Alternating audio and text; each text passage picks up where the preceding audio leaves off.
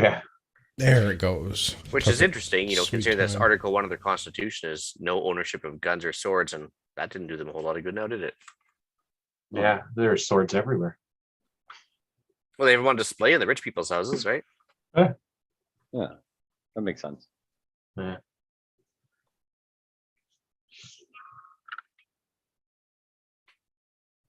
Hello to all you patriots out there in podcast land, and welcome to episode 357 of Canadian Patriot Podcast, the number one single action revolver podcast enthusiast podcast in Canada. Too many podcasts. We're recording on July 11th, 2022. As always, my name is Andrew, and I'll be your host. We need your help to support the Canadian Patriot Podcast. Visit patreon.com/CPP and become a Patreon. You can get a better quality version of the show for just $1 per episode. Show you're not a communist. Buy a CPP t-shirt for just $24.99 plus shipping and theft. Visit CanadianPatriotPodcast.com homepage and follow the link on the right. This brings us to what used to be my favorite segment. It's called What Are We Drinking? And what have you done on the Patriot Challenge lately? As is tradition, we will start with Liz. Liz, what are you drinking?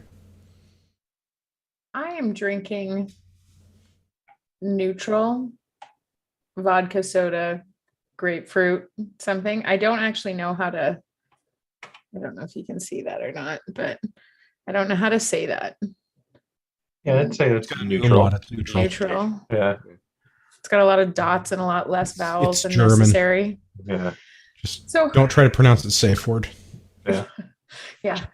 So I'm drinking that tonight. I've just trying something new there. One of the Patriot Challenge items that I completed would be both learning a new skill and exercising. I finished my certification for a small group personal training, fitness, something. Well, And congratulations. so, thank you. Nice. I passed. That's the important part. So finish that. So passing it on to Pierre. What are you drinking? Whiskey. Like And what kind? yeah, I mean, nothing new. And a skill I practice skill. So over the weekend, I built a computer. I won't take full credit for it because someone else told me to buy everything and said it should all fit. And then Yeah, but after, you still put it together. yeah, And- and after, Your video looks great. yeah, I was shocked, but yeah, so whole new setup for the company and the podcast, and a lot of troubleshooting and annoying the shit out of other people that are a lot smarter with technical stuff, saying this is on. Let's and not this give isn't Dave working. too much credit. That's But it wasn't only Dave. he is mostly a diesel mechanic, and as we all know, computers do run on diesel. So Yeah. So yeah, got it up and running yesterday, thankfully, installed everything, and very pleased. So that was a lot of fun. So that's what I did. But you did get your computer running faster than Rogers got their service back online. Well, see, I never lost internet. I'm not on Rogers' internet. There you go. I'm on like this weird satellite one because of where I live, which I his won't get internet into, actually so. got better because everyone else was off the internet. Yeah, like I had no internet problems the whole time. I mean, I couldn't get phone calls, so I didn't mind that because I normally don't, but it was still good. What about you, Gavin? I am drinking Signal Hill and Diet Pepsi. I would show the bottle off, but it's got a balcony on it. And as we discussed the other episode, that could trigger some people, and because it's a racist symbol. And things that I did off the Patriot Challenge, I fell off the wagon on my reading a little bit when I was away on vacation, but I have crushed my reading for this week because I have to catch up on my personal goals as well as the podcast ones. And I finished The Adventures of Huckleberry Finn and have started a new book that I have almost finished already. So, and I've also started Jody Middick's book. I'm partway through that as well. So back on track with reading because reading is important and stuff. Ian? Well, I'm drinking Lamb's Navy Dark Rum and some Coke because I just given up on trying to boycott specific sodas at this point since they're all commonly owned. Let's see here. Patriot Challenge. I read every day. That's never a change. Exercise. I did do it today because before I left one room with a bunk bed behind me for another room with a bunk bed behind me, I managed to walk the dogs for 45 minutes and drank 2 liters of water because of that. So think I'm okay. Andrew? I am drinking wine. Pause for dramatic effect. Who are you? Me? Rockster bottle. Fancy bottle. It's Italian. It's a Pinot Grigio. It's called. That's what it. Hooked on phonics, bro. It worked for me. Not once did you actually move your hands Italian style. There should be go Pinot Grigio. Oh. That's what I said. Italian Pinot Grigio. Yeah. You're putting some fascinating emphasis on letters there. Santa Margherita, which I think is the same as kind of a pizza, right? Margherita is a kind of pizza. The first pizza, as a matter of fact. So I have pizza wine. That wine comes highly recommended from my mother because that is the one that she buys at the liquor store all the time. Ah, well, it also comes highly recommended by listener Eric, who gifted me a bottle. And by gifted me a bottle, I mean left it at my house. So I'm drinking it. Thank you, Eric and Tammy. There you go. Also, I don't own a corkscrew, so this was a whole adventure. I practiced a skill for 10 minutes. It was how to get a cork out of a wine bottle. Which one Did the you shoe use? work? I haven't gotten Like that one to work yet. The screw The and answer, like a pair of pliers? as always, is Milwaukee brand power tools. Mm-hmm. Yeah, I've Also- definitely had to do that before. This is the second time I've made note. The picture you sent earlier, you're drinking it out of a very large glass. Yeah. It's called a mega pint. I learned it on the internet when they were doing the Johnny Depp trial. Yes. Yeah. You do understand that wine will make you a little fishnacket a little bit more, a little bit harder. Can't be. But it also Can't be. makes you feel sexy. And That's smarter. also true. 12.5%. That's like a couple of strong beers. How It'll much be that fine. bottle have you had? Don't comment The on whole cup, bottle. though. It's all in the glass. That's why he Yeah. has a large It glass. is not. It's 750 milliliters, and this is a pint. So then Like why a proper size measuring device. why have a So middleman? it's Just throw away the Slightly cap. more than half. Yeah. You Yeah. need a Oh, I was sippy cup classy. on that- on the end of that Wasn't bottle. sure how much. I really wasn't sure how much milliliters I could fit into a pint. So Started with 500, is it that. not? I don't know. That'll be a party. It's going to be a good podcast. So I broke out many power tools to order to open a bottle of wine. I'm sure all of as our one does. vino enthusiasts are going to be super upset about this, but whatever. What's that or It's the good shoe wine. trick? Yeah. There's a shoe trick. Yeah.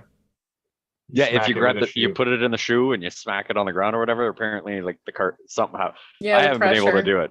Yeah, the pressure will make the cork pop out. You might spill a little bit of, but I'm still trying to figure that out. But funny enough about the cup, It's years ago, my sister was sitting on the couch on Yeah. Christmas with my daughter. She was like, "Can you pour me some wine?" So I go grab like a regular plastic cup and I give her a glass of wine. And she was like, "Out of a plastic cup, really?" I grabbed the fucking cup, put it on the table. I said, "Get the fuck up and get your own." So don't ever comment on someone's cup because it will bite you in the ass one day. I don't plan own on wine getting a- glasses. I don't own No, I don't wine-shaped drinking vessels. I don't have there's stemmed, stemless, any metal, plastic glass. I have pint glasses in my house. That's it. That's the only glasses. Pint glasses. Well, and mason jars because I'm classy. I was going to say, what about sippy cups? No, we graduated out of sippy cups. Okay. Oh, nice. But did you get the? You can Andrew actually hasn't get needed the, one of those in years. I'm really looking forward to not having to buy diapers soon. But you can also get the mason jars glasses that have the wine stem on That's true. I don't think I'll be doing that. them. Oh, okay. Yeah, you could just use a regular mason jar. That's what I would do if I Yeah. didn't have my pint glass. But I have this awesome pint glass that Gavin gave me. It's got a 50 caliber bullet in it. There Yeah, you go. That's fair. Which makes for a really nice like finger hold. Yeah. No, it's great. I really like drinking out of this glass. It almost looks like you're holding a cigar as well. Classy. Classy. Well, maybe I'll take up cigars. Oh, God. I don't know. There's something Freudian in that. Yeah. For upcoming events, check the show notes. There's nothing we haven't already talked about.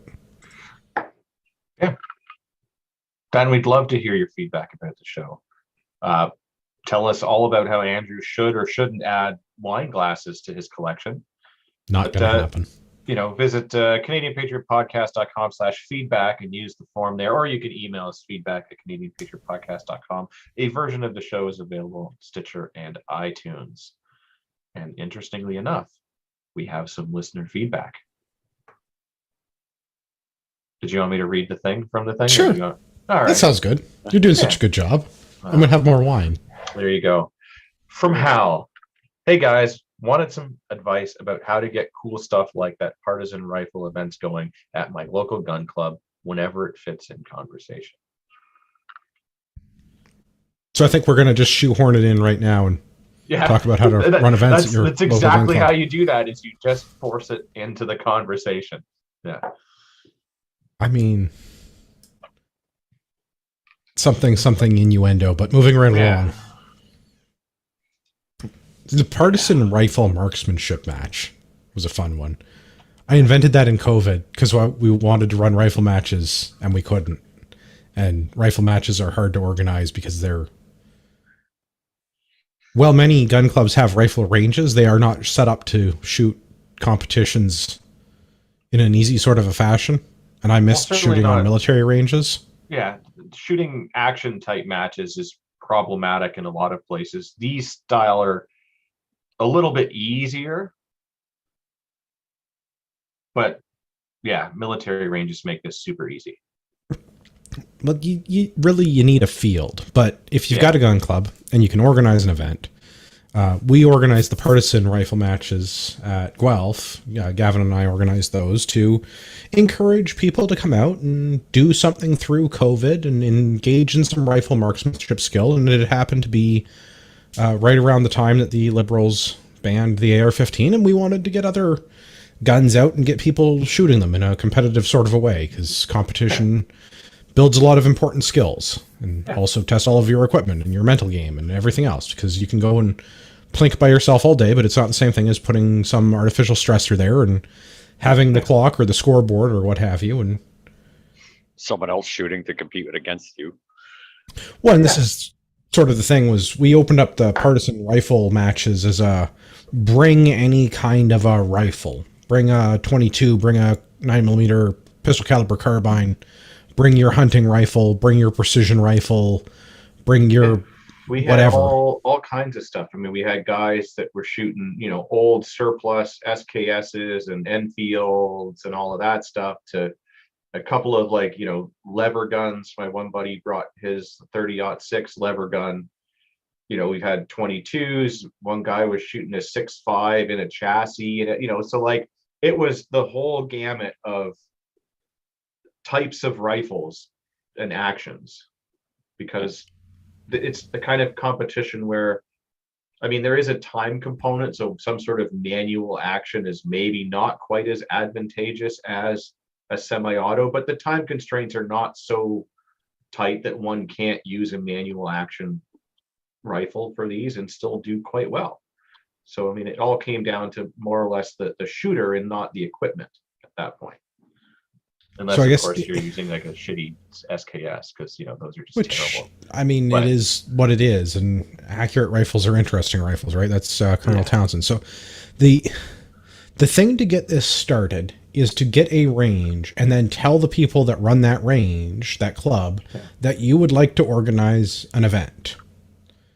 Most gun clubs are run by volunteers, and most gun clubs are going to have a board of directors. And those are the people that are going to decide what happens at the gun club. So go and talk to those people and maybe make friends with those people and try to be a, reasonable human being. Don't walk up to them, start calling them names and tell them that you're going to run a match. Maybe go and get to know some people and ask them nicely if you can organize an event, and see if they want to help you or allow you to do that. And then recruit all of your friends, or at least the people at the gun club you can tolerate. Yeah. Which is why I have Gavin. Which is why I'm not part of a gun club. I can't tolerate anybody.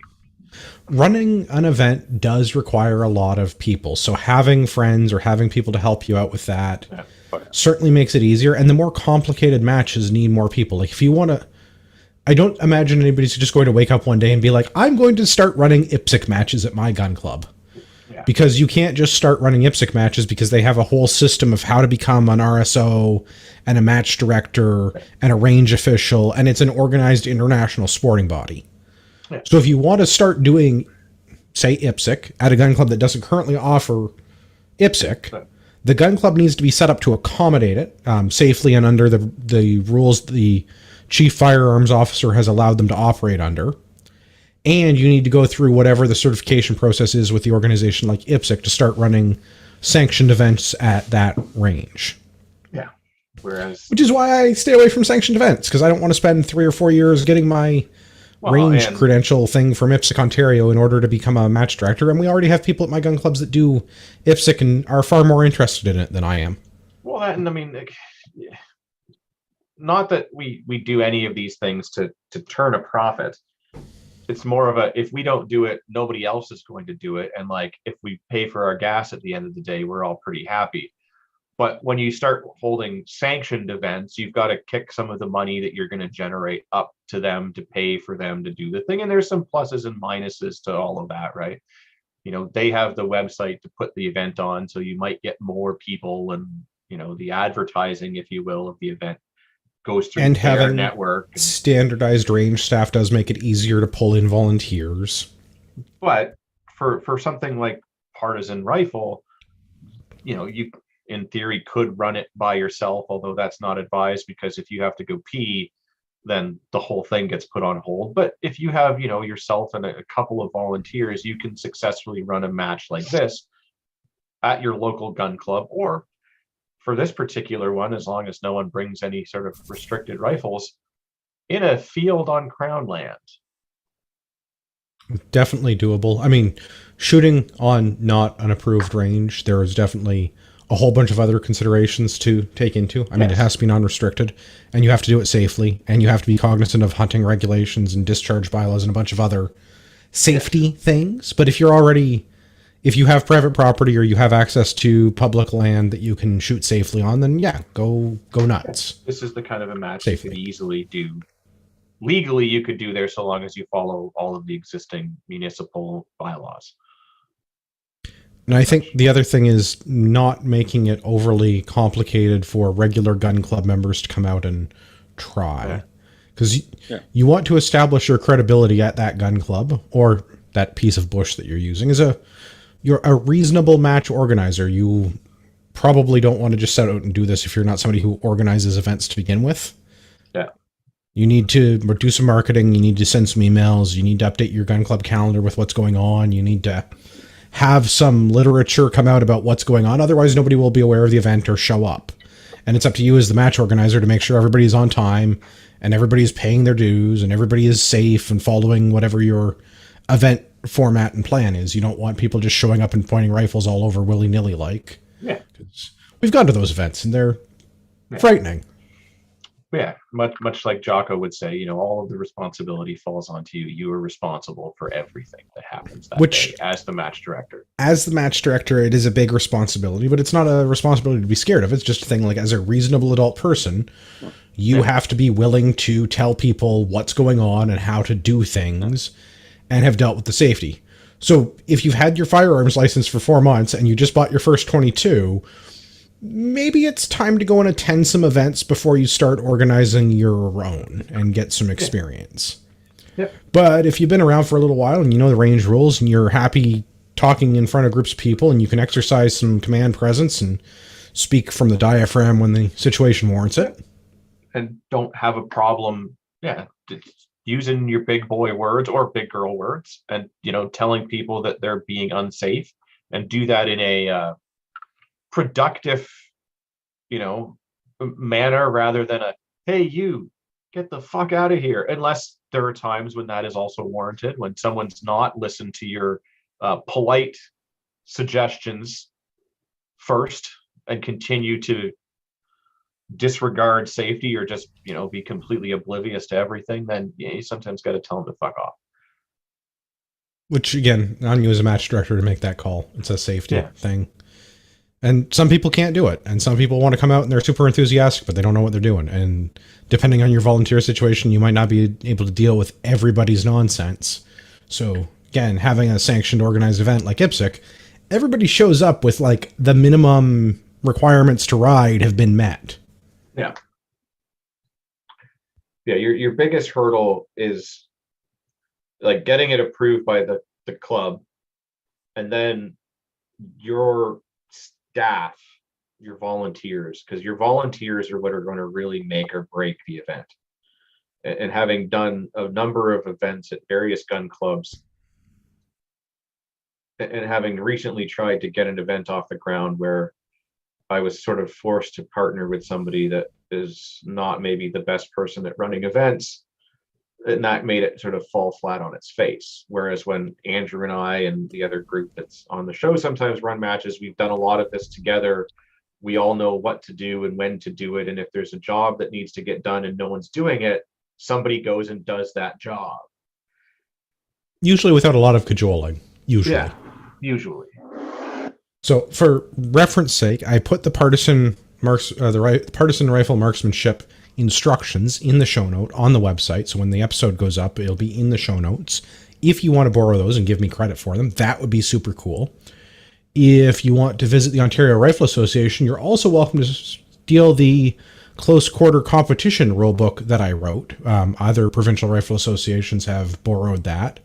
And I know other gun clubs in Southern Ontario have taken a similar format to this. Oxford Fish and Game, looking at you guys, Ian and Kyle know who they are. They're good guys. They are also putting on their own rifle marksmanship type events. It's being shot from a regular bench range. You shoot it at the bench at 100 yards, and they take the targets and they score the targets, and there's not really any movement, and it's really straightforward because they've done it within the confines of their club, and everybody has a good time. So take this and do what you will with it. Do you like Yoda at all? Have we thoroughly scared Hal away from doing matches? No, I think so. Yeah, no, it's really not that difficult as long as it's not difficult. It's just that you're responsible for absolutely everything that happens on the range for the day. Yeah. But if you are an RSO at your club and you happen to be in charge of that range at that moment in time, it's nothing you haven't done before. And as long as you've got, at least for a match like this, I would say at least 2 people that you trust and can work with, you will be able to run a match like this with very little to no problems. Fixed firing line is really straightforward. A chief range officer to call the commands and get people to do what they're supposed to do, and a couple of people to help out with safety, and ideally a couple of people per shooter so that you're not too spread out. Having one guy run a line with 100 people on it is really hard to do. Having 30 guys run a line with 100 people on it is a eminently more achievable goal. Yeah. But the nice thing about this with the fixed firing line and having X number of people, depending on the width of your range and everything, all do it is everyone is bringing their guns to the firing point at the same time and removing their guns from the firing point at the same time. So it means that the instances for bad things to happen are confined into those periods generally, because otherwise people are pointing their guns at the range and it's fine. And you're not having a bunch of people carrying guns around all over the place back and forth and, having potential for problems. Not that there are problems, but if there's going to be one, that's generally when that happens. Oh, how's watching live? Megaphone and a car battery are brilliant ideas. Whistles work well. Fox 40 whistles, if you want to get people's attention, will work pretty well. Yeah. I really like being able to just hold the button down and have the very loud car horn go off. And 12-volt DC is easy to wire and easy to come by, and parts are cheap and convenient if you don't mind shuttling around a car battery. And it only tickles if you fucked up the wiring.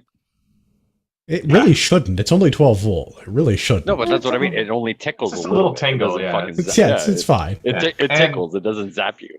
And it's the kind of contraption that your diesel mechanic friend can wire up when you need it. It's true.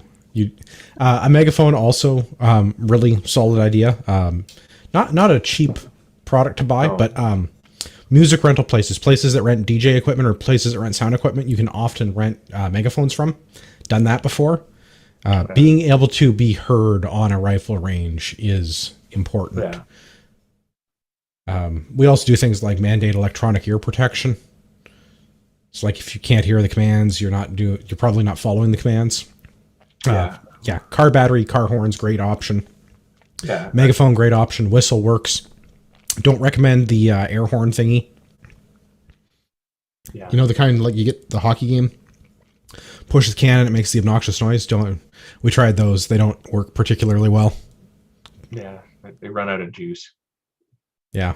Don't forget having a couple, FRS or Battlefield radios just for the match director and his minions to facilitate faster. If you're running bigger events where you've got people over a larger area, absolutely. Or if you just need to discreetly say something to one person and you don't want to turn the megaphone on and yell it across. Yeah, it depends on the thing. I don't know. I've run lots of matches at Borden where I'm more than happy to yell and the whole range training area can hear me if they want to.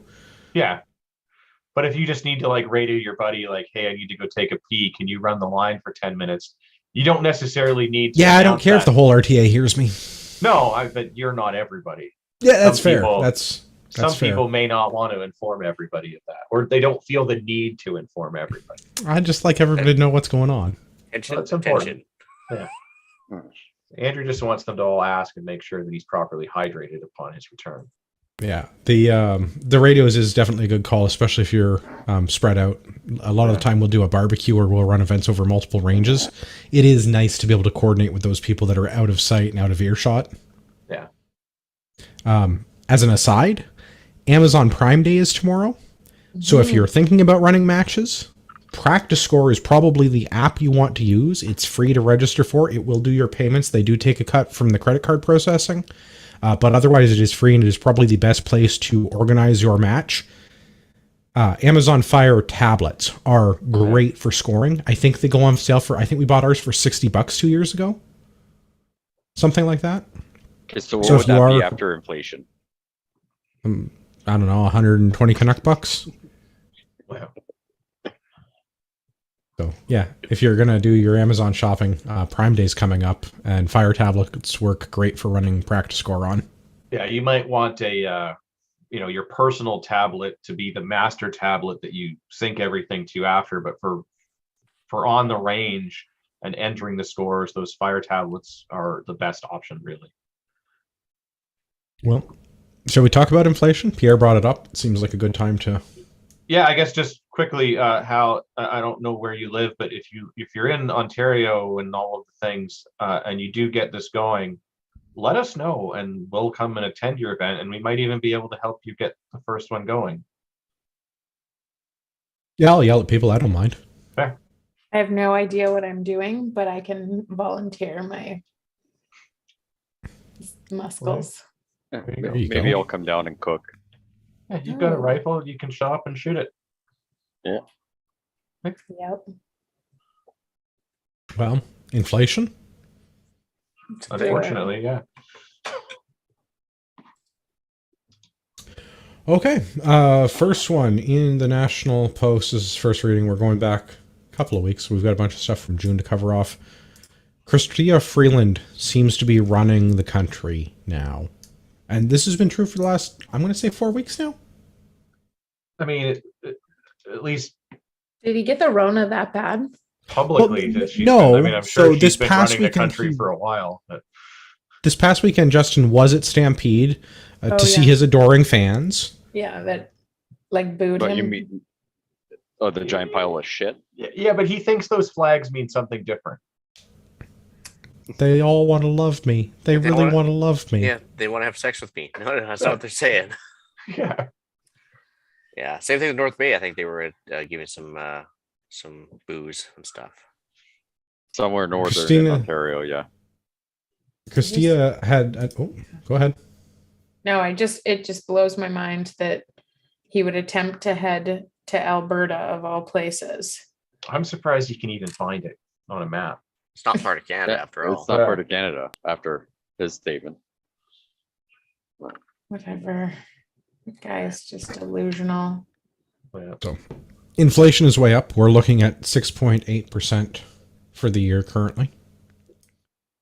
Which means that if you were making the median income in Canada, median income is just about $56,000 in this country, you lose almost $4,000 of that to inflation, because that's about 7%. So imagine how much you wouldn't lose if we didn't have to pay taxes. Well, I mean, just imagine, did you get a 7% raise this year? No. Yeah, right. No. So if you didn't get a 7% raise this year, you on paper now make less than you did the year before. Yes. Honestly, the Well- average person doesn't get the annual inflation as a bump No. up in their wages anyway. Unless you're working Right. with the feds. That's I mean, true. I try to keep pace with that because But it's I'm not really a terrible challenging. employer, but it's when you start getting hard. into like Yeah.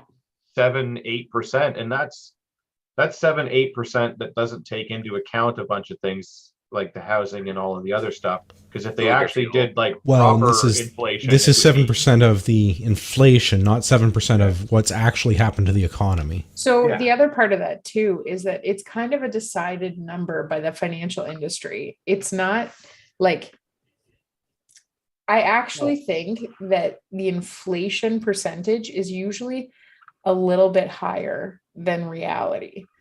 But Put a 1 in Well, front of it. it is. It absolutely is because they've changed the way that they calculate it. Because if they calculated it the way that they used to do it, the number would be a lot higher and it would be a lot closer to what it actually is. But then I everyone would don't- be pissed off. I mean, yes. I also don't know that it's ever been calculated, I'm going to say accurately, because Yeah. housing is never included in inflation. Well, I know they changed the way that they did it. Maybe Yes, the baskets of good has changed, but things like Yeah. housing has never been part of the basket of goods. So it's never Right. taken into account the real estate market. Yeah, but So Which, the if way you they did did, it at least was more accurate. The way we're doing it now is less accurate and less accurate in Yes. the way that it And I- shows that it's lower than it actually is. So it looks like they're fucking the country up less. yeah. Well, but I mean, I don't know. I just think it's a really nasty cycle to get into, right? it is. Because even if they included housing into those figures, Wow. then you've got this problem where then you see other markets start inflating even more than they already are, right? Because Well, there's I don't know if we can have another market that it's inflated more than it already is. Housing has been ridiculous, although it is starting to, I'm going Yeah. to say, return to pre-pandemic levels. Not that I would say that it's getting better, but Yeah. the ridiculous bidding wars on the $1 million Yeah. condos is started to go away. Yeah.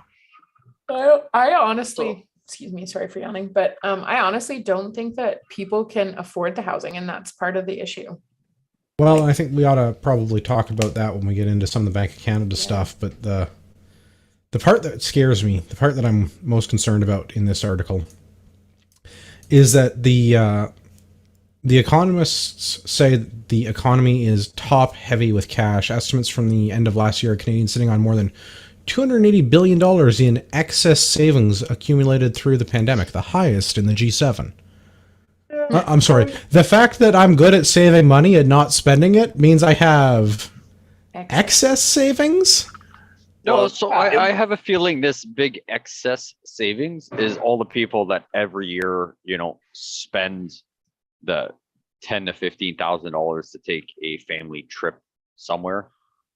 And Yeah. I think in a big way, you're right. because we're still in clown world, and we still Yeah. have all these mandates where nobody else has, right? So all the people that take extra road trips, they take a month off and they go drive around and go to hotels, and they dump $10,000 on just touring, and then they also go down to Turks and Caicos or Cuba or this or that Yeah. twice a year, right? So you add all that up to let's say $30,000, for how many households.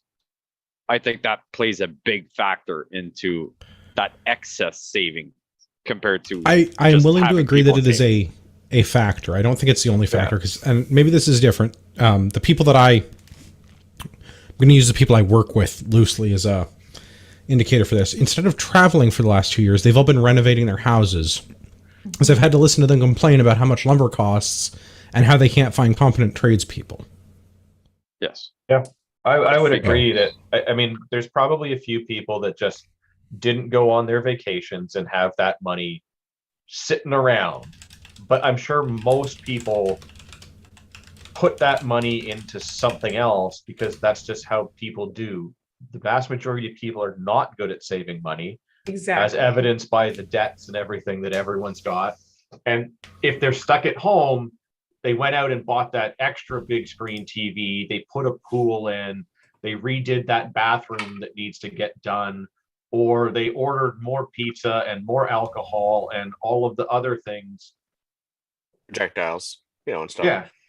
But actually, it's funny because Stuff. as of last July, I think even she was on, I think it was the National Post, she was quoted as saying she viewed people's savings accounts as untapped stimulus because she was expecting people to save the economy by spending money out of their savings account. But You they- know- And this is the part that I'm worried about when they start referring to it as excess savings and a resource that they can tap into. Because I was reasonable and I planned for the future and I put money aside does not mean that you should be able to increase interest rates and I should have to offset that through my savings. And if we're going to look at what's caused inflation, people being good at saving money versus giving money away to literally anyone that asked for it, what caused more inflation? So would you like to go to the next Chrystia Freeland article? This is from the 16th of June. This is in the Toronto Star. At a speech at the Empire Club of Canada, Freeland outlined our government's approach to tackling inflation, highlighting the central bank's, the Bank of Canada's central role in this. They want to keep inflation within or at a midpoint of 1 to 3% range over the medium term. So maybe we should talk about basis points quickly. Pre-pandemic, January 2020, overnight rate at Bank of Canada is 2%. April 1st, overnight rate gets slashed to 0.5%. And it's been 0.5% until January of this year, of 2022. We are now at 1.75% on the overnight rate, if I'm not mistaken, and we're looking at going up to 2.5 within the coming months. They're talking about an increase of another 0.75 basis points. Not in the shitty Toronto Sun article, but just generally. So the inflation, I think, is unfortunately going to get worse as the Bank of Canada tries to change the overnight rate to offset the inflation costs. But don't worry, Chrystia Freeland has a plan. Yeah. Okay. Why would It'll we be not fine. trust government? Yeah. Why would we not government's there trust to- government? You mean, You know, why it's would only- we not trust her? Well, I mean, you could say Clearly her has no- specifically or government generally. This is the Well, I mean- the 2-year period from the April of 2022 or April of 2020 to April of 2022. In that 2-year period, we have had more deficit spending than any other peacetime period in Canadian history. The only time we spent more money than this was during the Second World War. The only time we've had greater deficit spending than this was during the Second World War. Yeah, but they're Yeah, spending but we were money fighting as the fast Nazis as then. they're Maybe Yeah. we're fighting the Nazis now. Exactly. We were fighting her grandfather at that point in time. Yeah. So it makes sense that we would do the same to fight his granddaughter. Now we're just Makes sense. electing them instead of fighting them. Back Well, to the other, sorry, quick side note, back to the other article where I was talking about, inflation and the 280 billion specifically. Though that 280 billion it comes from about 3 to 5% of the Canadian population maximum, right? Everybody else does not have more than That is $1,000 in their And is that bank. not that part in itself? That's not a truly terrifying thing. I am part of the 3% of the wealthiest people in the country. That shouldn't happen. They've said forever that only about 5% of people are going to be able to retire. They said that 10 years ago. They were saying that 10 years ago. So it's pretty interesting to see how Chrystia Freeland's plans are really working out for people. Well, Right. I have good news for you. Mm-hmm. If you rent, You might get $500 from the government this year. What? Okay. The government is going to give out $500 single payments to 1 million renters in the country. How do I get on that bandwagon? You have to live in Toronto and vote Liberal. Yeah. Actually, I'm good. I mean, basically, you have to be a low-income earner in an unaffordable market and then be eligible for this rent program where they're going to give you a one-time $500 payment to help offset the increase in rent, because the Ontario government has done the unprecedented rent increase. I forget what the number is that they were allowed to go up to 10 or 11%, which is the greatest number that they've ever been allowed to increase the rent by in a single year before. oh damn. So, So they're $500 isn't even going to cover the fucking cost Increase. of that. Like, So they're going to borrow money to give to people, which is going to Oh, Ian's jumping ahead. Oh, come on now. I mean, But that's yes. all I can think of too. Is that wait a minute? Yes. Tell So me you know nothing about economics without telling me you know nothing about economics. hi, my I name feel like is this is Christy a- Freeland. That's Yeah. how you say So- that one. Yeah. I've been kind of, based on the fact that I am self-employed, that I pulled a whole bunch of money out of the bank, so it looks like I'm poor, and I pay rent. I could possibly get that $500, and then I'll just donate it to like the Justice Center me? for. Oh. No, I'll Don't just if you donate if you it to manage the get it, lawyers that are fighting the constitutional lawsuits. donate it Or to go buy yourself Milwaukee because tools. it's your money that you're getting back. Because yeah.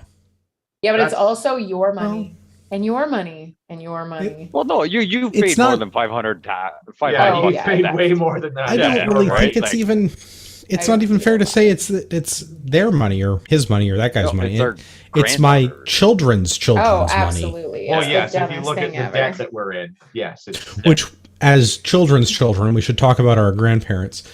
If you're a qualifying senior, you might get a one-time check for the government this year for $766, but they're also going to adjust the old age security payments. Which is interesting because the boomers have had a really rough go of thing and haven't had to enjoy any of the social programs over the last 30 years. They've actually had the worst of everything, right? I mean, if only they hadn't completely destroyed the economy. and everything else. Yeah, I don't feel bad for baby boomers. You brought this on yourself. You voted for liberal policies for decades. You Yeah. allowed infinity immigration into a country that couldn't support it. You allowed reckless government spending for years and refused to do anything about it. You And- told the rest of us to work harder and bootstrap ourselves and go to university and take on massive debt so that you could have a second and third home. I have no love lost for these people. And they drew hell of a lot more than they actually contributed to. So Yeah. That's fine. It's fine. The plan in total is estimated to cost us almost $9 billion. Billion with a B. Which Yeah, So I'm sure we can borrow to make that work. but Well, we're gonna I think- spend money to get us out of inflation. Spend money is insinuating that you actually have it to begin with. We're going to have to borrow money to spend it. Yeah. So we're just They're putting just this on the credit printing card. this shit. Yes. Yeah. We're Which- just putting it on the credit card. And then we're using a different card to pay off that card, and then a third card to pay off that one. And it's this vicious cycle that keeps going around and around and Okay. around. Okay. And they keep giving us more credit because we keep paying off the credit card. So we keep getting bigger and bigger debt You know what's funny though, in a as we not funny circle way. around the bowl. The country does that, but also that is the system that the average household or the average individual uses for their own personal Absolutely. finances. Absolutely. And that is why it's actually really scary about this whole inflation thing and all the costs of stuff. That's why I because think people, like, okay, so when I worked in HR in industry, not private, during COVID, there were so many regulations about, like pretty much if you had allergies, you had to go and get a COVID test and you had to stay at home until you got the results, right? And at the time, results could take anywhere from a day to 3 days. And if you were vaccinated, you only had to quarantine for 10 days if it was, that kind of stuff, all that stuff. Yeah. You want to talk about, and the government said like, hey, we'll reimburse companies for 3 days. So pay your staff 3 days.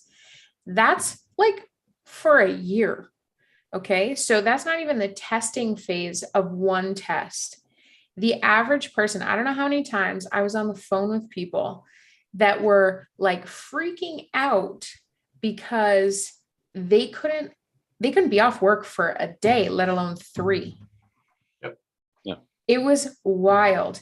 And I mean, a couple of times you knew darn well that by day 3, when you're still trying to get a hold of these guys to come in to work on the floor, they've already jumped ship and gone to another job that hired them on the spot that day. And they didn't disclose anything about a COVID test because they're like, I can't afford the day off work because I got bills to pay.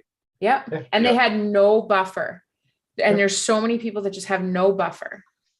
Yeah, which is why I think the liberal explanation of why we have so much inflation of all the people at the top have too much money they haven't spent, which if anything, that's the fucking people that donate to the Liberal Party. So it's their own fucking fault if that really is it. But no, there's not too many people at the top with too much money they haven't spent. Those people have been spending money the whole time because they've been traveling and doing all of the fucking things because they don't give a shit and they're able to escape the rules. I think this is the important part. I don't blame people for spending the money that they have or even the money that they're able to obtain through credit individually. Government is a different thing. Government shouldn't be allowed to spend money that doesn't exist because then it fucks up Bank of Canada. But like if you as an individual, if you go to the bank and you're like, "Dear the bank, I would like a line of credit for $1 million." And the bank is like, you make good money, you have a reasonable salary, you have a low credit risk, your high credit score, we will extend to you this loan for $1 million. And you go and you spend that. I mean, I think you're fiscally irresponsible, but you're not hurting anyone or anything except yourself by doing that. Yeah. So go and the bank, but they took that and risk. The bank takes that risk. And I think as an individual, I don't have a problem with that. And the same thing, if you want to live paycheck to paycheck, I disagree with it as a lifestyle strategy. But I mean, you're probably also the same kind of person that doesn't listen to the show or can food or garden or you live frugally or do any of the other things that we espouse because, you know, reliance on the state is such a... that's the only way that you can put food on your table. But yeah. Well, I think there's a difference there, though. If you're putting food on the table because you're between jobs and it needs to go on a credit card and you're going to pay that down when you are able to because you're getting your next job, and or if you're on your COVID leave and you didn't have an extra week's worth of pay sitting in your bank account and you needed to buy food, absolutely. Does that mean you should be buying food on an airplane on a trip to the Bahamas? No. Probably not so much. Yeah. But you know, the elites have been doing all of that all of the time, and those are the people that have that money. The availability of credit is also a problem with this, though. If you're just trying to feed your family, for example, and you're in a position where you can finance a pizza because they have microfinancing for that low of a dollar figure now. If you're in a position where you're financing a pizza, if you're getting a pizza on a payment program, maybe that's the time to forego pizza. And that's not your fault that the microfinancing program is available. That's not your fault that you're trying to take advantage of it to feed your kids. But I got to do some basic math here. If you're financing a pizza, you probably got some pretty serious financial problems going on. Yes. That is crazy though. Like when you go buy anything online now, they have for 4 payments of $3.99 or something. You're like, well, I mean, so you have to be economically viable. Maybe you have to be fiscally aware of how these things work. I just bought a new pair of sunglasses at Sport Check. Right, this is my little anecdote. I bought a new pair of sunglasses at Sport Check, and they're part of the Canadian Tire Triangle 24 months equal payment thing. Did I need to finance sunglasses over 24 months? No. But did it not cost me anything to pay with it in future dollars when I can get the product today? Yes. And am I going to let it sit for the entire 24 months? Probably not. Yeah. But it doesn't cost me anything to do it when there's no interest, no financing fees. Yeah. If it's not costing you anything extra, you're just delaying it to the future lower value money. Right. Yeah, I the way don't have to inflation is spend- going, yeah, it might be costing you less But money. that's- It's 12 months actually from- going to cost me less because of the inflation. So But my you have to $200 be pair of very sunglasses But that's is modern. financially That's aware. modern monetary Yeah. theory in a nutshell, right there. That's exactly what the yes, government. that is. But this is the point. Yeah. You have to be aware and cognizant of these Yeah. things. And I don't think people that are going to be, going to Domino's, I don't know if Domino's does this or not. I'm picking on Domino's because I don't like their pizza. But if you're buying a $30 pizza and then doing the microfinancing loan and the 6 payments works out to $40 on a $30 pizza, you didn't win. Yeah. No, Well, and that's the problem though, right? Folks don't necessarily see that. They don't look to the future for a lot of stuff. They No. look at the here and now. I mean, my cousin and I had this conversation because she's just finishing up school and she's going to Greece.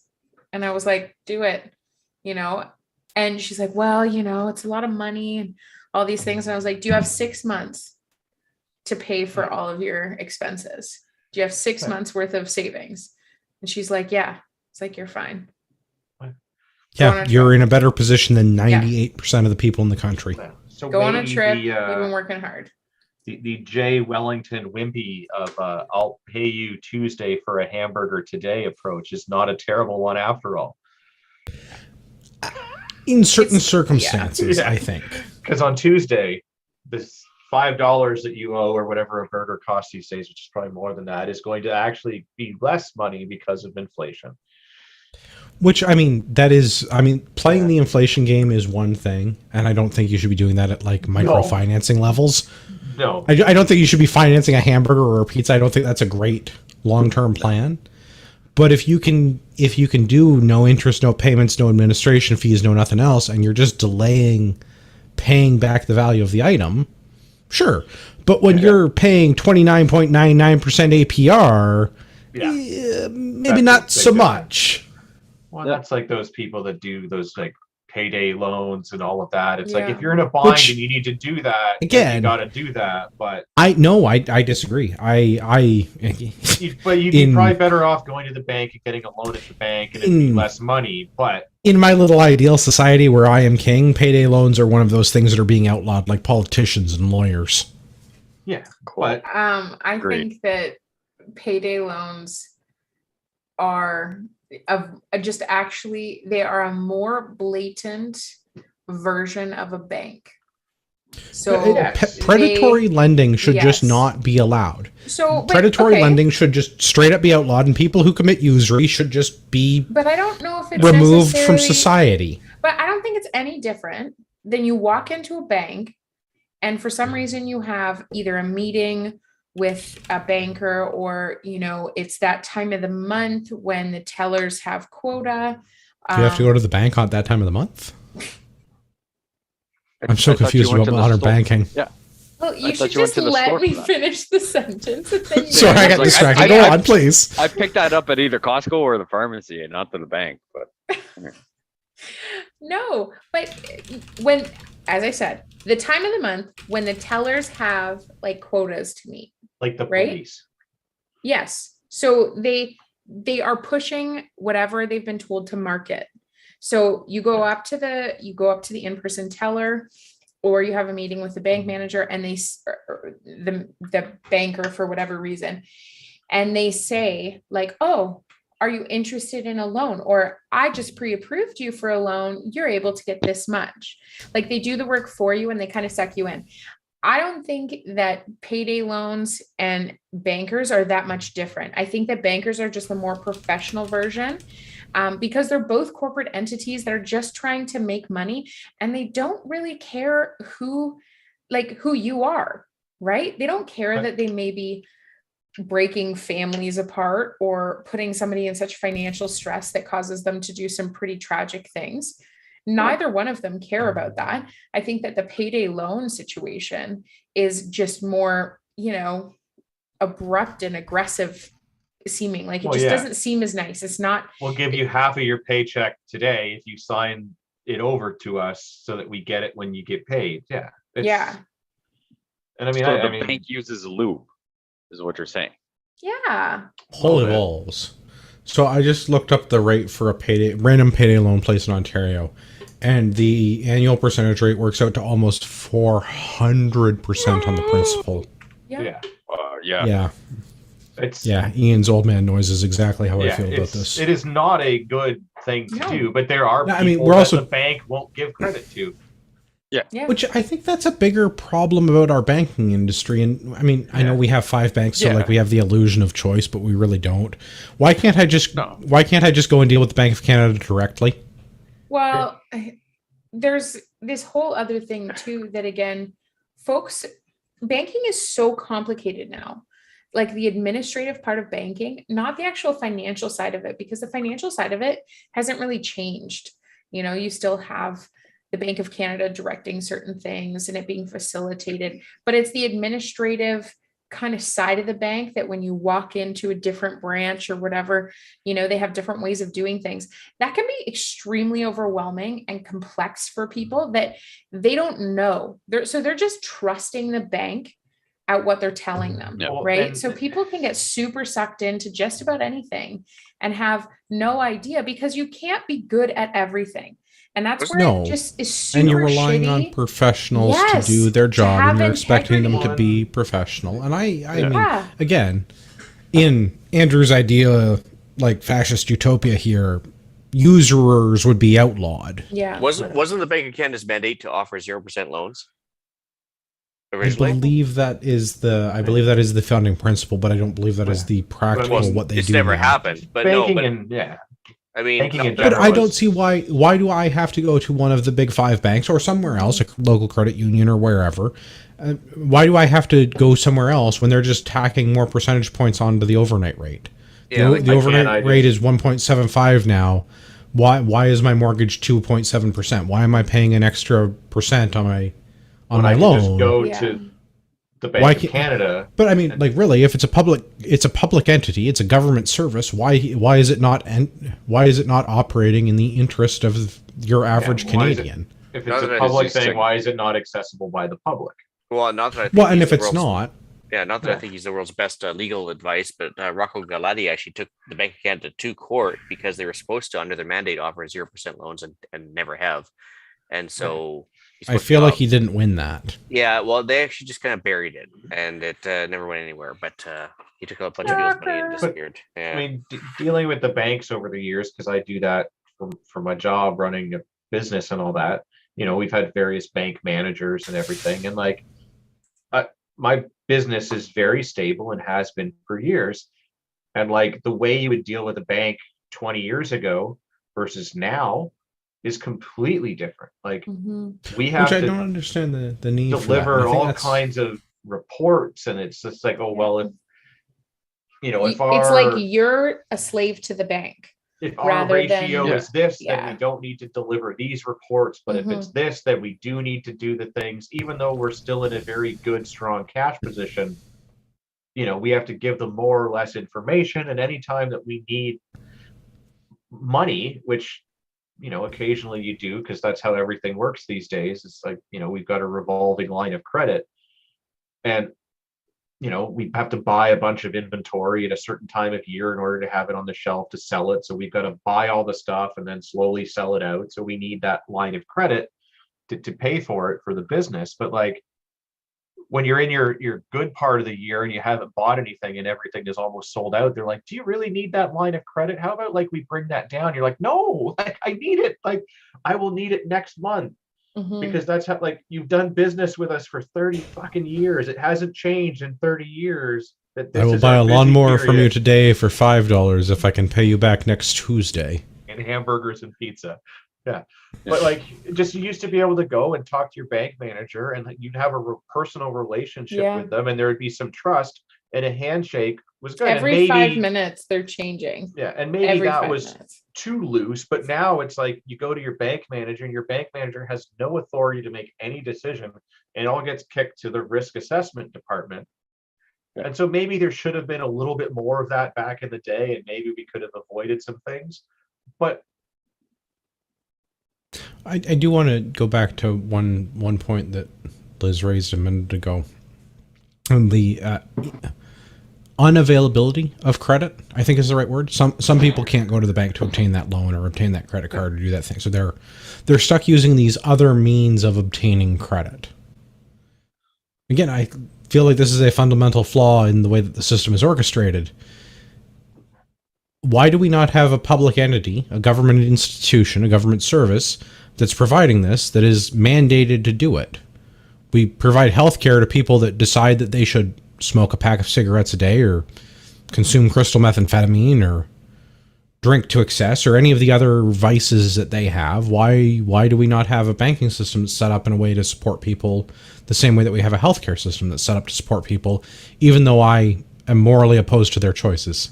Go for it, Liz. I'd like to posture a suggestion that money is power and they don't really want the people to have power or knowledge. Is credit the same thing as money? No, but that's good control because is fiat the same as money? It's well, that's the thing is that nobody knows. Probably half the people out there have no idea what fiat money is. So like the whole premise is that with credit, you kind of have control over somebody, right? If you educate them on how to deal with their money, if you educate them on economics in general, that allows people freedom, and then they stop relying on a system. But unfortunately, that system and this dumb bullshit at the top is being funded by the money that we're putting into these banks. Not just the taxpayers' dollars, but just, yeah, it's a control thing. It's a control thing. So everything I heard all involved government and issues. I think we should take government out of it, and we could probably figure out how to solve this. And I mean, if you have fiat money, which I don't know why you'd buy a Fiat, they're terrible cars, but like, fix it again, Tony. The But fuck I have an good is a interesting, two-seater going to get groceries? an interesting quote here from Christy of Freeland. Political decisions helped to create the super elite in the first place. And as the economic might of the super elite class grows, so does its political muscle. Just interesting quote. I really don't like anything about that woman. No, I don't but I mean, think many she's people absolutely do. right. But like here she is trying to make it sound like she's criticizing the super elites. Meanwhile, like she is part of that whole group and is part of the problem and is admitting to furthering that problem because her specifically her fiscal policy is further enabling the control that they have over the rest of the system. Because she wants to have more and more power. She's described the thing and how she's going. I mean, so I guess she's visualizing success in her mind. So good for her for that. But it certainly isn't helping us out. Lenny So Basson would be embarrassed. When is it okay to start calling her a commie cunt? I feel like this is an appropriate time. That Yeah, word but I mean, is so disgusting, though. I don't Commie? Yeah, disagree. but- Not the common don't- one. No, I don't disagree. But I mean, like, when you want to talk economics and you want to fucking start a huge debate about another party leader and saying, oh, you're an idiot, and this, that, and then you start actually reading and assessing what these people say. And like, you know, like, okay, I mean, should we talk about the other party later? Because I thought that was particularly funny when when don't- Freeland was giving her a speech and she was beating up on PP. yeah. Do you know what I think is really funny? I'm sure is she that beats up on PP a call- lot. call him why PP? is everybody assuming that he's the party leader? Well, let's face it. What are the alternatives? Well, Yeah. also the fact that the media doesn't want him to win, that just makes me want to vote for him harder. Yeah. I got a Well, phone call and he from is Sheree leading today. in all the polls and this and that, blah, blah, blah. Like, he's not the party leader, but like at the end of the day, it does look like he is. Like, Yeah. he's going to be the candidate that wins. So, I mean, in you the know, Mexican news prison just- toilet of leadership candidate choices, he's the least stinky turd. That's fair. He's Well, the most I well like- coiffed. I like Leslyn Lewis. She's good. Yes, but she's unelectable in a general because of her lack of political experience. It would be super funny though to see Trudeau competing against a woman of color and trying to out From feminist her. Norfolk County. It would be super funny. yeah. But she's not electable in a general. And she has Well, no that- affiliation with the World Economic Forum, so she won't get That's elected, not whereas true. Pierre will. That's also Yeah. true. Well, that, and I mean, the Whoa, media's whoa! I already don't want to be in burned, charge.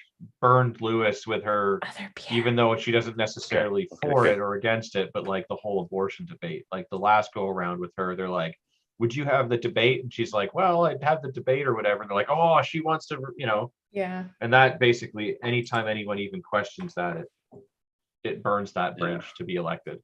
But I agree, it would be hilarious to see Trudeau try to like out feminist and play the It would be funny, but she would not win in a general against Trudeau. No. Or really don't again, think she would. I don't think.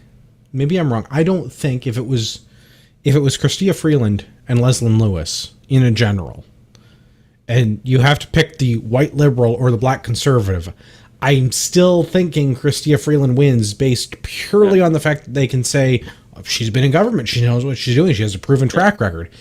It's not a good track record, but it's a proven track record. Yeah, we've talked about 3 articles that she has discussing being in power in government and everything. So I mean, Well, You said I mean- disgusting, right? yes, it's disgusting that she's in government. But I mean, she's also got like the family lineage of like being able to do the propaganda and stuff like that. So well, she's got the inside scoop back in the 40s. yeah. Oh, they manipulated the media even back then. Yeah. Yeah. Granddaddy read a Yeah. paper. Something Lugenpresse. Something like that. Yeah. There was Didn't she definitely some also German like involved.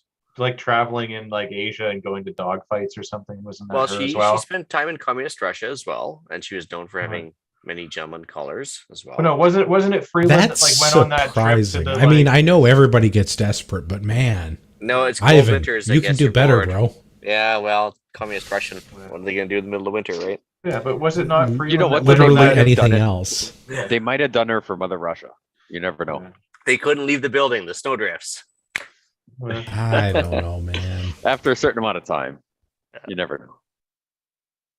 I am uncomfortable about all of that. Yeah, well, Yes. right. Well, in the let's- wood chipper. Let's do one more. Canada unexpectedly lost 43,000 jobs last month. This is for June. This is on the CBC. Unexpectedly. Didn't see that one coming. Unexpectedly, despite the Bank of Canada being like, hey, we're probably going to lose, what was the number? 100,000 jobs? 850,000 jobs losses expected according to Bank of Canada. You know, I think it's actually Yeah. just more expensive for people to be going to work at this point than it is for them to be staying I home. think Yeah. for Which is a what lot happened of in people, communist Russia. Like that's how Mhm. Russia fell, right? People just decided it was like not worth their time to go to work, so they just stayed home, and that was that. It actually saved money by staying home. I think the liberals are going to take great credit for the fact that they saved 50,000 jobs, according to that CBC article. well, I mean, the Bank of we Canada was should talk expecting- about that, but I think I also want to talk about the better to stay home thing that Liz just brought up. So Yeah. there's the median income in the country is $55,700. Call it $56,000 for easy math, right? Sure. Yeah. So if you worked a minimum wage job, you make about $27 an hour. I shouldn't say minimum wage. If you worked a median wage job, $56,000 a year, you make about $27 an hour before tax. Which is a And lot. the average hourly rate, the average hourly wage, according to Bank of Canada, just went up to, I want to say it was $36 an hour was the average median wage. I guess average and median are redundant, but I've been drinking wine. You'll understand. So Feeling if people snazzy, are, are we? The Pinot I am. Grigio is working. the Pinot Grigio is getting to me at $31.24 according to Bank of Canada, which So works out to what's like the median 65. wage? You said 56? Just shy of $56,000 is the median wage. The That's median 25 hourly, bucks an hour. the median hourly wage, wage is $31.24 now. So if That you're math working, doesn't add up, by the way. it does not add up at all. It's a almost $10,000 difference between the Yeah. median annual salary and the median hourly wage. Yeah. And But $25 Maybe that's an calculating. hour is Yeah. what that salary turns into $25 an hour. Right, which is different than 31 an hour, which is what they're saying the median wage is. So I'm not sure which stat Bank of Canada is cherry picking or why. Both of those are significantly more than minimum wage. Yeah, but they're not minimum. They're median. They're not even close to the minimum. Yeah. They're tens of thousands of dollars higher than the minimum. But we can't even find enough employees. According to the anecdotes that are provided in the CBC article, there are restaurateurs that cannot get enough staff to work in their restaurants, so they're having people work overtime and paying them time and a half to wash the dishes because they have openings they can't fill to do no-skill jobs. Yeah. Okay, so let me just get this right. Over the past 2 years, you have decimated the restaurant industry. I would argue that it is not decimated because the decimation is from the Roman 1/10. Yeah. Okay. They completely So I would say that it would be more than decimated. Okay. So if in the Roman annihilated? army you fail in a military conquest, to decimate is to take 1 out of every 10 men in a legion and have them executed. Okay. Fun historical fact. I read books. I'll take that. Well, you weren't the only one that knew that. Obviously, Ian also reads books. Okay, so they But they're did some both damage to the restaurant industry. Wow. And when you have, kids that are washing dishes, bussing tables, or seating people that are being told to enforce pretty serious federal mandates, at risk of getting fined, and having customers respond very aggressively. Like, nobody wants to work in that industry anymore. Nobody wants to. And why would you? Why would you? Exactly. Why would you want to be the girl at the front counter that's like seating people at the restaurant as a hostess? Hostess, that's the job, right? Yeah. Why would you want to be the hostess and have to deal with like angry liberals that aren't wearing their masks properly? Absolutely. Yeah. And Right, but I don't know. That industry, it has a pretty high stress level already and a pretty low profit margin. And so there's not a whole lot of flexibility. Like, to be a restaurateur, like, your life sucks. Yeah. That's pretty much it. It's not an easy We're not industry. going to find people to fill those jobs. That's my concern, is that we're not able to find people to fill those jobs. So people are just giving up, which is why, despite having lost 43,000 jobs nationwide in June, our unemployment rate dropped to under 5%.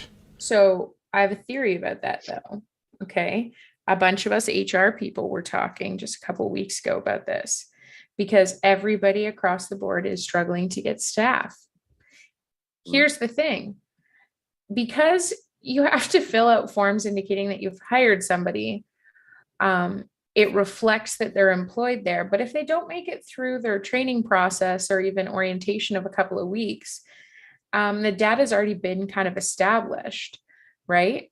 So what's happening is that there's almost like double data input, because folks, literally, it is such an employee market that folks are literally able to go to a job, go through some orientation, trial run it. That's pretty much what everybody's doing. Even though they've accepted the job, they're essentially trial running it. And the minute something is A, uncomfortable, B, just they don't want to do it, or they had to get up early in the morning, or it impinged on their life, or, they saw a sign that said, I'm going to pay you more money, they jump ship and they can go to another place that is going to pay their sorry ass more money with more flexibility. But now there's like double entries of employment, and there's this constant, like, pretty much every bigger business now has somebody specifically just for recruitment. That's a whole person's job. I will give you one more on top of that. if people stop looking for work after a certain period of time, they are also no longer counted as unemployed, further driving that number down.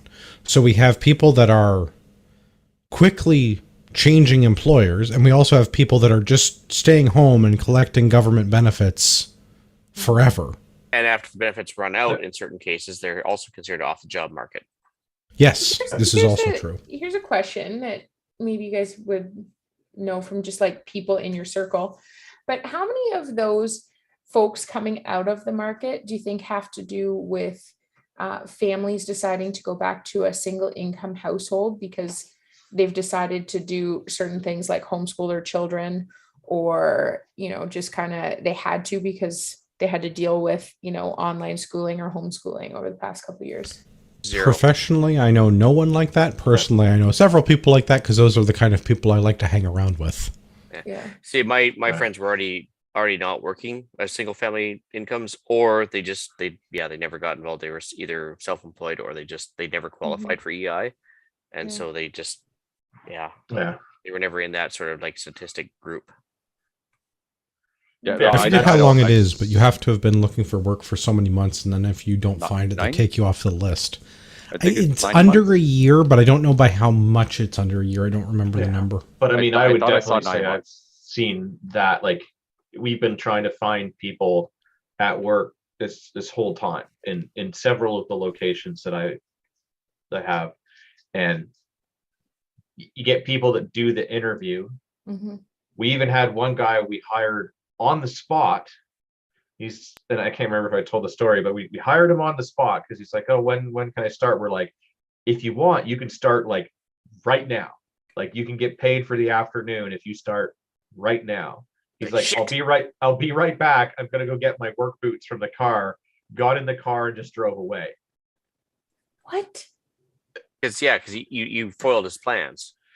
His plan was to say that he was looking, and then therefore you still get the benefits. Yeah. So you can check that box on his EI form so that it goes long enough. Does anyone check that box? Like, do they call you to be like, hey, did Bill come in for an interview? I actually have never been called by. I'm sure at one point they did, agency. but I'm sure now they don't, especially during COVID.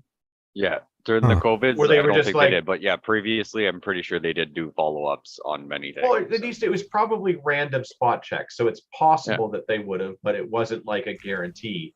Whereas now I can guarantee it's the exact opposite. But yeah, this guy, like, he got the job and it's like, yeah, I'll be right back, and then just left. Like, and that's the problem, is if they're following up, it's like, did so and so have an interview with you? Yes. Okay. And that's the end, right? It's not like, did you offer him? Are you considering him? Like, did he come in for an interview? Yes. Perfect. Thank you very much for your time. And they hang up the phone, right? Yeah. There's no follow up on more than just that. That's super weird. That's right? super Because weird. if it was me, it'd be like, yeah, he showed up, we offered him the job, and then he fucked right off. Yeah. Like, I don't know. I struggle in my industry to even get people to come in to do interviews. We are we're hurting. finding the same. I mean, the phone interviews were slightly easier to do, but even then you would offer them the job and they're like, I'll get right back to you, or like, and then never.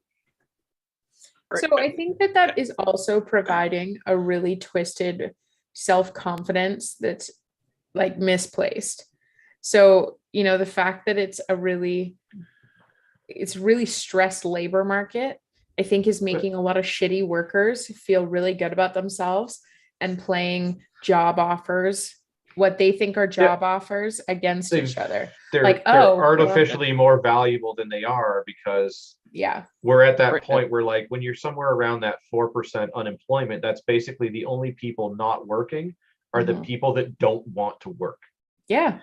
Well, I mean, this is the lowest unemployment has been in like 40 years. The last time unemployment was this low was 1976. But it's completely false, so it doesn't matter. I mean, look at how many places propaganda folded during COVID that haven't been replaced by anything. So it's not like store XYZ closed and store ABC is now in its place and employing the same number of Store is an people. interesting point that you bring up. Retail has been the hardest hit by all of this because consumers don't know what the hell they're doing. Apparently, despite all of this $280 million? Yeah. 280 million? Yeah. 280 billion. Yeah. 280 million must Billion. be. Million. For what? All that excess $280 money that million everyone's of got. excess savings. Because the government's budget is like roughly $500 billion, 400 and something billion dollars annually. So it must be, excess savings must be $280 million, because that would make more It sense. says billion. Oh, all right. Well then, we'll take go it. up in the in the show notes. It says Well, I think that's what the 280 government's billion trying in to figure excess out how to savings. do is to take that money. Yeah. How do we fund half of our fiscal year? See, we're fucking up on million and billion. We're government now. Yeah. We're basically government. Man, if I could get some like big old cottage cheese thighs and a terrible outfit, I could basically be Christina Freeland. Yeah, but you have way more economic Cottage sense than she cheese. does. You need that purple dress. Wow. That's what I mean. Like if I could get one of those awful dresses and You just already let the figure go. mustache. Go for it, buddy. I Yeah. think you guys are probably the last people that I would assume have good fashion advice. So What are you Okay, talking 'cause I about? was I gonna- wear I was black about to say- t-shirts and multicam. Come on. yeah, I think you just made my point. What? Probably the closest one is Pierre, and that's because Melissa makes his shirts. Hey, I participate in many of those as well. Okay. Pierre also makes some of my shirts, Yes, Yeah. that's which Oh, happen my to be God. black and And go that- with my multicam. And And actually, that is a an lot awesome of them. shirt, by the way. Thank you. And I didn't make this one. This one was purchased a few years ago. But I also make a Andrew's bunch too. of shirts for the listeners. Oh, there you go. So You I clearly think have totally- the best taste. Yeah. No, I know no contempt like I know contempt for the listeners. But yeah, no, I guess I have a shirt that says whiskey business on it. nice. I'll take it. But yeah, Yeah. this whole unemployment thing, like they are lying through their teeth at this number. There is no way. oh yeah. No, this is not real unemployment. This is whatever Yeah. BS number that Stats Canada or Employment Canada, Yeah. whatever government agency comes up with, because the numbers are all juked. 100%. Yeah. This is all made up. Oh yeah. It fell under 5% because after 9 months, we don't include these people that are getting CERB Yeah, or whatever the this is- current, yeah. This whatever is the straight current up- Canada worker benefit is straight called. up Ministry of Truth nonsense, right? Like it is. There's the only thing you know for sure about this number is that it is not that number. That is Yeah. No, the only thing that can guarantee. but you it that is giving prospective employees But- this mistaken belief that they are Yeah. vastly more valuable than they are. Yeah, And I cannot tell you the number of jobs that I've been offered as like a no skill construction employee, and they're like, "You got a truck and you can show up on time?" Sober? Oh fuck, bud! We'll hire you today. You could be roofing and- by tomorrow. That's You might be a insane. plumber at the end of the week. That's insane. Yeah. Yeah. Right. And that's the big thing, right? Like, so the industry I do is unfortunately customer service for a big part of it, and then hands-on mechanical. So we recently, we're still looking for people or whatever, but I'm responsible for a bunch of places on the dark side in La Belle Province. Well, his direct boss, right, and the uppers and like everybody else that's above me, which is semi sort of manager slash supervisor, right? Nobody speaks fucking French. And I'm like, well, we're talking about people that live in La Belle Province. I was like, they have to talk French, right? So when my big bosses come down and everything, right? Like I call it the dog and pony show. I got to put like a nice dress shirt on with, this, that, everything. And like we go around and they're like, okay, let's go here. And I'm like, okay, we go there. So I'm literally, he asked me a question and I have to say it in French. And then they answer in French. And then I translate in English. And it's like that whole dog and pony show. And I'm like, fucking, we can't hire anybody. And unfortunately, we also hire anybody that just like shows up at the fucking interview. And I'm like, some technical skills that we need for the certain position. I'm like, well, this guy showed up, so we're going to give him the job. I was like, yeah, but the guy can't figure out what an oil filter is. I was I like, know and when even he what has to that do an is. oil change, that's a problem. Yeah, but he showed up, so we gave him the job. Yeah. I've always been a firm believer of I would rather have less staff that are good than just warm bodies. The difference, I think, comes down from, and I hate to pick on Gavin a little bit, but the difference comes down from senior management about what the expectations are. So I'm in the same boat. I'd rather give me like 2 or 3 studs that can do everything and just give us a reasonable workload over giving me like a dozen shit bags and expecting everything to get finished. So you're hurting cats at that point. But this is the problem. If you give me a couple of guys that know what they're doing, that are technically competent, that in like Pierre's case, if we're doing oil changes and they know how to do oil changes, give me 2 or 3 guys and let's like do some oil changes. That shit out of the park. Yeah. Yeah. Right, Also, the wall, get it done. But don't give me a dozen guys that can't spell oil filter and expect good things to happen. Yeah. Well, and just like work ethic, I think, is the biggest thing, and it goes a long way. Like, you don't have to be the best at anything, but as long as you're willing to put the work in, it'll get done. I mean, that was when our buddy Tyler put the call out to go get a roof done. I was like, I'll go learn how to do some stuff. I'm like, I don't know a whole lot about anything, but like I can follow directions and I can certainly swing a hammer. Yeah. Like, I'm not the best, but I'm not gonna like punch a hole through the thing. So like, let's well, that's because this. you're weak and you need to work out more. Yeah. But like, we went, and like, for me that doesn't know a whole lot, and one other guy that's still fairly green but maybe knows a little bit more than I do, and then like 2 competent people between us, we could get it done because there's some work ethic there. And then obviously having people that know what they're doing helps speed it along. But if you're willing to put the work in, you'll get it done, maybe a little slower, but you'll get it done. Whereas if you just don't have the work ethic and don't have the knowledge or the desire or the drive to figure want it to out, learn.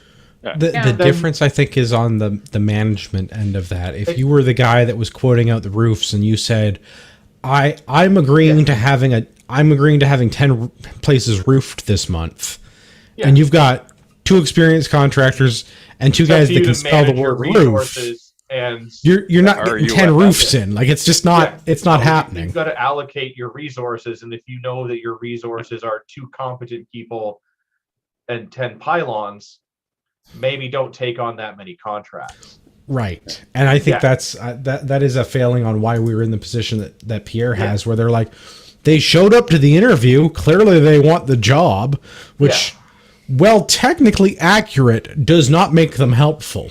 I mean, sometimes a warm body will do, because you literally just need a person to stand there and do nothing. Right. If you want to pay a pylon, that is certainly an option in some industries. In some industries, right, in some things you need a certain amount of people at the job site, and you're like, you know what, I'm having a really hard time finding someone that's very, very competent and very good at their job.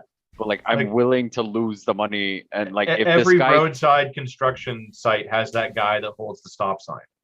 Yeah, right. I'm like, if I'm willing to get this guy to like, this guy can like, okay, you go get something out of my truck, go get all the nails, screws, my hammer, like whatever I need. If I've got a gopher just to be within compliance, that I need, 4 people on this job site to do this kind of work. If one of those guys can be a gopher, as much as you probably don't want to pay him minimum wage or whatever, I'm like, it puts you within compliance. But if they can facilitate, if there's a requirement to have X number of people, and that person fills that role, and then can even help facilitate you getting work done as the competent one, even better. But Book club. Book club. The last Monday of the month. We've been doing book club for 2 years now. Over. In July, we're going to be reading Jody Middick's book, Unflinching: The Making of a Canadian Sniper. Pretty good so far. Man, I'm done. Good, solid, good book. Enjoyed. I've only got a few chapters left, so nice. Finished her off last night or the night before. Nice.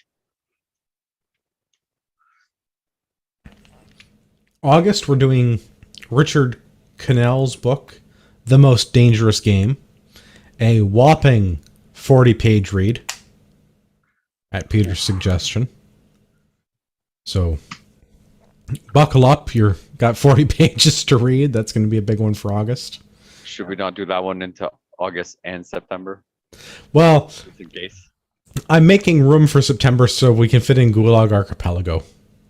Ooh. All 3 volumes or volume No, 1? I'm 100% not serious about that. I am not prepared to read Solzhenitsyn yet. Because volume 1 you could probably get done if you start now for September. If you're trying to get all 3 volumes in, Yeah, no. you might want to be like September of next year. There is a Solzhenitsyn book that's only 40 pages if you want. I'm just saying. Just him writing how much he hates the government. It's actually the Gulag Archipelago, but with all of the stuff about who they arrested taken out. Pretty much, yeah. So it was like a day in the life of Ivan Denisovich, and it's basically goes through the one day in the life of a guy in a gulag, and basically said at the end of the book, he's like, yeah, he did that same day 10,000 times. Oh, Yeah, that's a lot of days. Like that's a lot of days. It's like 20 years? 30 years, yeah. Oh. Like, oh. Yeah, no. That sounds depressing, even for Russian literature. Yeah. Was it 30? I don't know. It was 3,000 or 30,000. It was either 10 years or I don't know. Yeah. It was a lot anyway. So, hey, if you can do one day, you can do. Yeah, it was just like by the end of it, you're like, man, that was a really shitty day, and then it's like, yeah, he did that more than once. They all blended together for 30 fucking years. Well, we are also on Discord. If you want to come and hang out with people, we have a very active Discord group. The link to Discord is in the show notes. We'll go around clockwise on my screen. Liz, where can everyone find you? Well, everybody can find me on the Instagram, Basement Death Squad. Badass. Mhm. Please face the wall. Yeah. Yeah, something like that. Funny joke. Turn around. Yeah. Ian, where can everybody find you? Well, as well as the CPP Discord, you can also find me on the Copycat CPP, which is Canadian Prepper Podcast. Whoops. On Sunday evenings, 9 p.m. Eastern, on YouTube and iTunes and Spotify and I don't know, Facebook. I think if they still do it with Eric. But anyway, we talk about preparing for the inevitable collapse thanks to rapid inflation brought on by Chrystia Freeland. You're not. I look forward to when I have dealing with that. Yeah. I look forward to when I have banknotes that say 1 million Zimbabwe dollars. I saw a few of those on eBay, and I was tempted to get some. Like $1 million Bank of Canada dollars. Zimbabwe bill. Yeah, it's like it would look good on the wall. Pierre, where can everybody find you?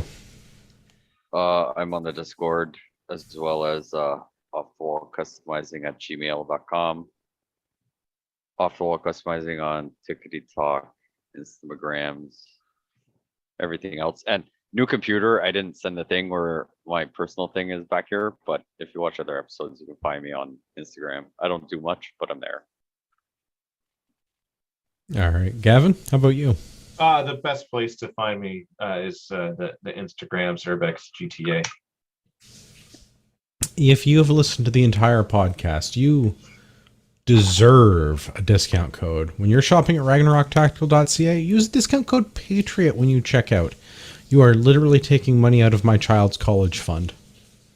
Which is fine, because the government assures me that we will get free education and free healthcare, and they will get right on fixing the roads. My roads, man, my roads. Yeah, my roads. Who's going to pay for my roads? Do you want to know how you trigger a libertarian? You ask them about the roads. Who's going to build the roads, man? Hey, man, where we're going, we don't need roads. Except for maybe Cecil roads. I mean, What? Yeah, if I ever get the opportunity to build a compound, I am definitely naming the parade square after Cecil. Yeah. Okay. Have you ever heard of a Rhodes Scholar? Yeah, but it's spelled with R-H. Yeah. That's the roads we mean. Yeah. He's a diamond magnet, or was a diamond magnet. He also founded this little-known country. Not like a magnet. He It's didn't attract the magnate. diamonds. He was found Magnate the... is correct. Yeah. He wasn't like a chick magnet. He was like a magnate. Yes. Yeah. It's Some magnate. A lot of diamonds. A lot of diamonds. Yeah. I have to apologize to Rod Giltaka. We couldn't get Rod on the show this evening. Obviously, we had a lot of fiscal responsibility to discuss. For all of our listeners out there in podcast land, I'd like to remind you that you are a small, fringe minority with unacceptable views.